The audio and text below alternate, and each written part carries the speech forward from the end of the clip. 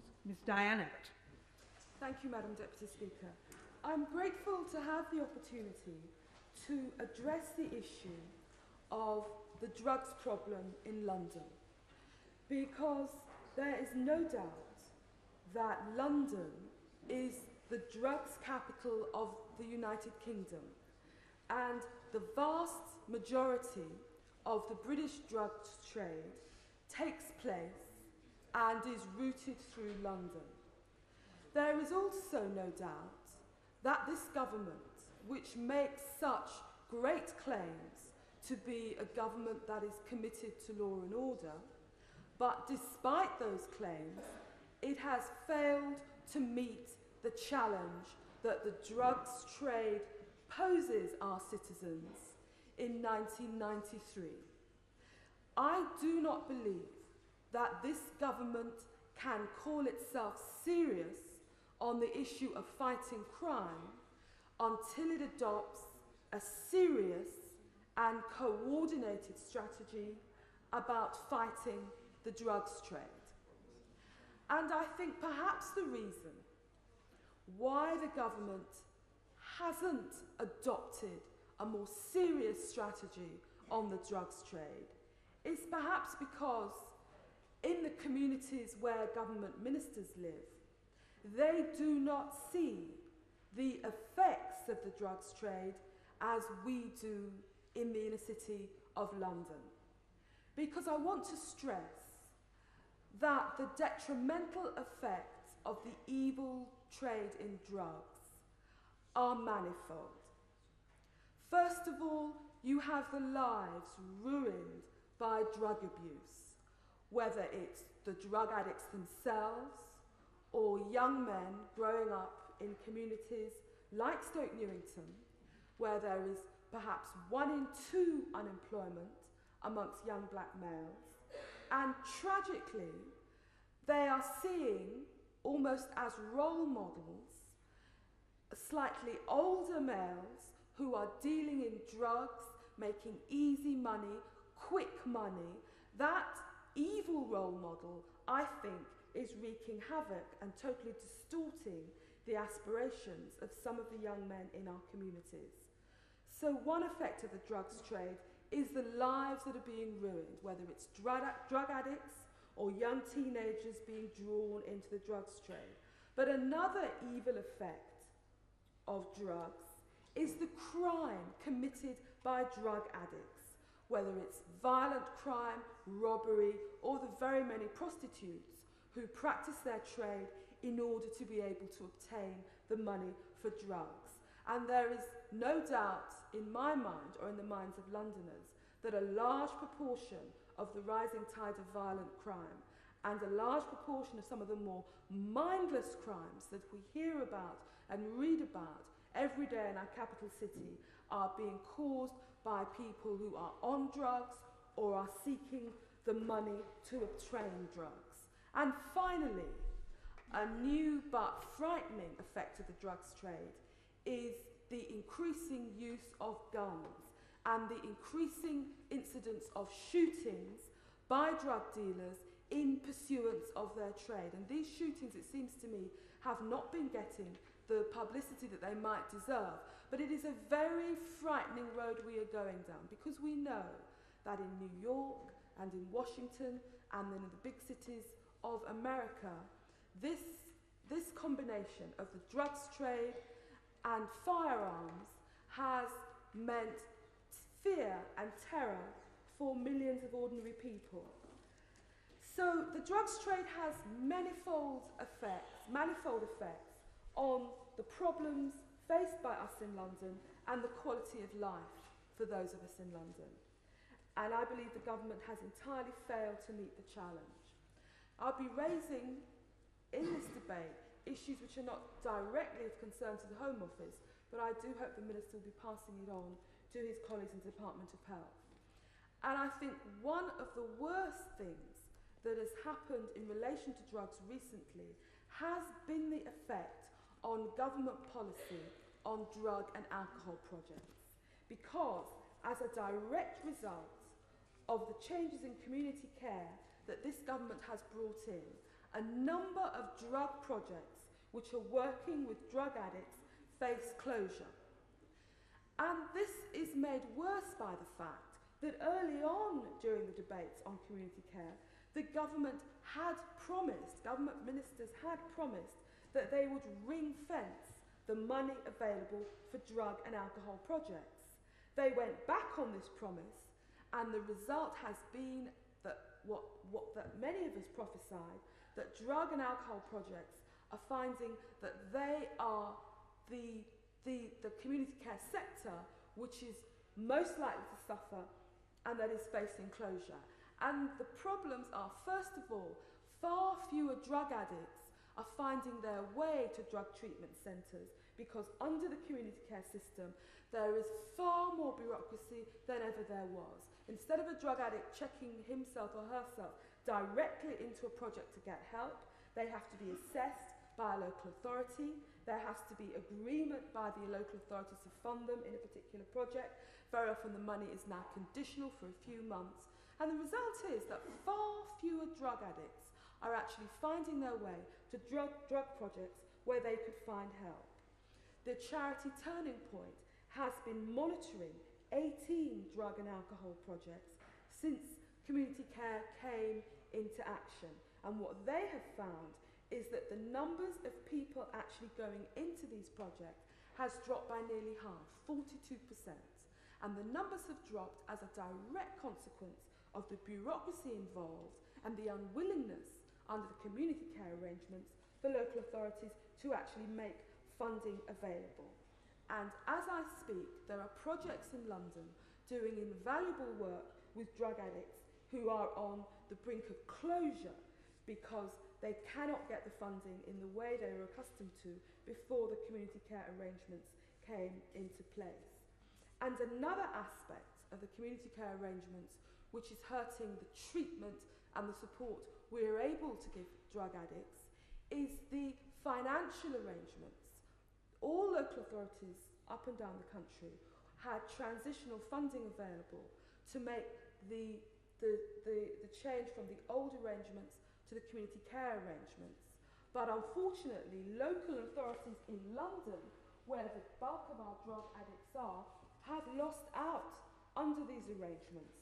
If you take Islington, Islington needs at least £250,000 transitional funding. It has only got 104,000. Lambeth needed 323,000. It has only got 170,000. Who has benefited under these transitional arrangements? Of course, the Tory Shire counties. And it seems to me tragic that in the name of political gerrymandering, the inner cities, with the tremendous pressure they are under because of the traffic in drugs and the problems that drug abusers have lost out on the money that they need to fund these valuable projects. And I am saying to ministers, and I hope they pass it on to their colleagues in the Department of Health, that really ministers must look again about the arrangements for community care. Because if at a time when we face a rising tide of drug addiction in London, drug projects far from expanding or developing are having to close, this would be a tragedy for those unfortunates addicted to drugs, and it would be a tragedy for the community. But of course, not all drug addicts are treated in projects of the kinds I've referred to earlier. There will always be those drug addicts whose condition is such that they need to be put into inpatient detoxification units. And I wish to take the opportunity to draw attention of ministers to the very poor record of my own North East Thames Health Authority on providing inpatient detoxification units. Because the fact is that the North East Thames Health Authority, which covers Hackney and other parts of North East London with some of the most serious drugs problems in the country, has no inpatient detoxification unit and has actually to send drug addicts from the North East Thames area out of the area to other units. And we had been promised a 20-bed inpatient detoxification unit at the Homerton Hospital, and we now find that the Health Authority is reneging on that promise for no reason that any of the doctors or the health workers involved can understand. And I cannot say strongly enough that it is disgraceful that a health authority which covers an area with such serious problems as Hackney and the rest of East London is not making the basic provision available for the treatment of drug addicts. That inpatient drug detoxification unit was agreed to be essential, particularly by the people working in the drug dependency unit currently in the Homerton Hospital. They believe it's essential. They are very alarmed that the Health Authority is now backtracking on its promise to build that detoxification unit as part of developments at the Homerton Hospital. And I want to take the opportunity of this debate this afternoon to make a plea to ministers and through ministers to the relevant people in the North East Thames Health Authority to look again and to actually meet their responsibilities to the community and to people who are suffering from drug addiction in the Hackney area. But of course, the issue of drugs isn't just an issue of treating drug addicts, and it isn't just an issue of the health aspects. The issue of the drug problem in Hackney is also about law enforcement, and it's also about the role of the police. And I have to say that it is extraordinary to Londoners that at a time when the drug problem in London has never been more acute, the Metropolitan Police does not have a London-wide strategy on fighting drugs. There is activity going on in different areas of the Met, and much of it is very worthwhile activity. Drug dealers are being picked up every day, and nobody doubts the commitment of ordinary policemen on the beat. But it seems to me it is long overdue for the Metropolitan Police as a force to have a London-wide strategy on fighting drugs, because otherwise the suspicion of many of us must be that at best we're talking about an effort which doesn't have the coordination it should have, and at worst we're talking about an approach to drugs in London whereby the police seem happy to contain the drugs trade in certain areas to the detriment of those communities. And I think it's very important that ministers understand that the people of Hackney don't want the drugs trade contained in certain areas. They don't want the drugs trade tolerated in certain communities. They want the drugs trade swept off the streets of London, every street in London, not just the streets in Hampstead and Belgravia, but the streets in Stoke Newington and Dalston and Clapton. Because the people that live in Hackney, the people that live in communities like Dalston and Clapton and Stoke Newington, they are people too.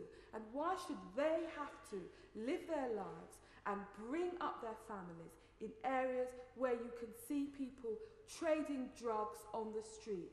And there is a suspicion, just as the Metropolitan Police in some areas for years have pursued a policy in relation to prostitution, where they were happy to contain it in certain areas rather than seek to eradicate it altogether. There is a suspicion that the Metropolitan Police in some areas have sought to contain the drugs trade rather than eliminate it altogether. And in my part of London, there are a number of things we specifically want the police to do. People in my community in Hackney and Stoke Newington feel very strongly that there should be more specific operations to deal with problem estates and streets. Every so often you will hear of a highly publicised raid or of the police picking up a large number of dealers on the street, and then everything goes quiet. What people in areas like Hackney, and I dare say in other similar areas in London, want to see is a sustained operation to make our streets and to make our estates drug-free. Because I put it to ministers, how would they like to be a pensioner? How would they like to be a young woman with small children, trying to live your life on an estate where you know for a fact that there are flats, particular flats on the estate, which are being used as retail drug outlets, and there are drug dealers walking around your estate day and night. This is a situation that too many Londoners find themselves in. And the police will say, well, we don't have the manpower, or they will say, well, we are keeping this under surveillance, or we are trying to focus on the suppliers rather than the local drug dealers. And I put it to ministers that people in London are not content for strategies of containment or strategies which focus on suppliers rather than drug dealers on the street. What we want are streets which are free of drug dealers. I should not have a situation where I live in Stoke Newington that on a warm summer evening, if I push my baby in his buggy from my home to Dalston Junction, the local shopping centre, I can be sure to see people standing on street corners who are dealing in drugs.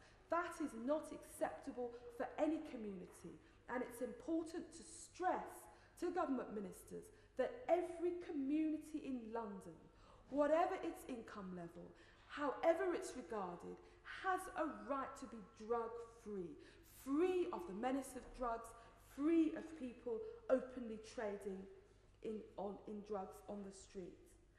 And we also want to see in Stoke Newington a far greater involvement at local level with trying to trace drug suppliers rather than leaving it all to the drug scroll. The other thing which strikes you when you try and look at the drugs problem in London is the absence of reliable drugs prevalence data. The numbers of arrests, which are the figures which are often bandied about, really don't give an accurate indication of the scale of the problem. And I would put it to ministers that if they are serious about fighting a war on drugs, the first weapon in any war is intelligence. And we want to see the Home Office put more effort and more thought into what relevant drugs prevalence data could be collected, so we can see relevant statistics which will give a real idea about the incidence of drugs and in particular changing patterns in drug use. And again, locally, we would like to see where officers do arrest addicts, that more information is given by police officers to addicts about the services available. And the issue which comes up again and again when you're discussing the drugs trade in London is, firstly, do ministers understand the seriousness of the problem? Secondly, are they actually prepared to do what's necessary? But thirdly, do ministers understand the need for coordination between the law enforcement, the health authorities, funding in relation to drug and alcohol projects? Because what's needed is a London-wide multi-agency strategy. But before sitting down, it's also important to say that behind the individuals trading in drugs on the street are suppliers, and behind them are the wholesalers, the money men that make the drugs trades work internationally. And again, this is a matter for Treasury ministers rather than Home Office ministers, but it's an important point. You cannot have an effective war against drugs if you also don't make war on the people that are money laundering the profits from the drugs trade. And I would like to see the government, both as an individual government, but also in its work on the Bar Committee on Bank Regulation, actually look at bank secrecy laws and the extent to which bank secrecy laws, both here and in overseas countries, help the money launderer, because it's all very well to target the drug dealers on the street, but they are the end of the chain, and there is more to be done on the question of bank secrecy laws and money laundering. When the BCCI bank was closed down, there was a lot of talk about how BCCI was laundering drug money, and I have no reason to doubt that. But let no one believe that the Bank of Credit and Commerce International was the only bank laundering drug money. And the government needs to take action. Order. I'm sorry to interrupt the Honourable Lady, but if the Minister is to have any chance to reply to her, the time is now passing very rapidly. I'm grateful, Madam Deputy Speaker. In closing, I would just like to make reference to the recent case of the 2 female drug couriers who were pardoned in Thailand.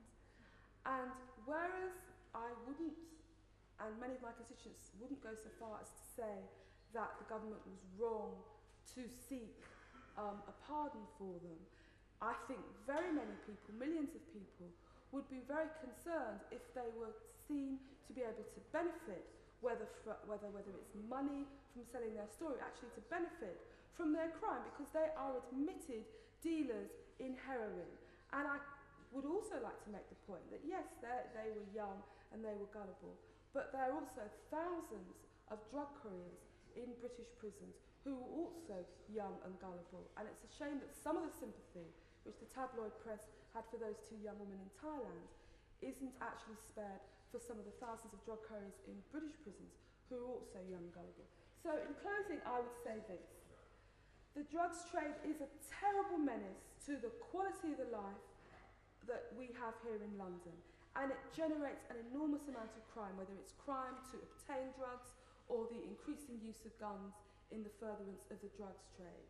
And I do not believe that the government is sufficiently coordinating the work of different agencies in fighting drugs.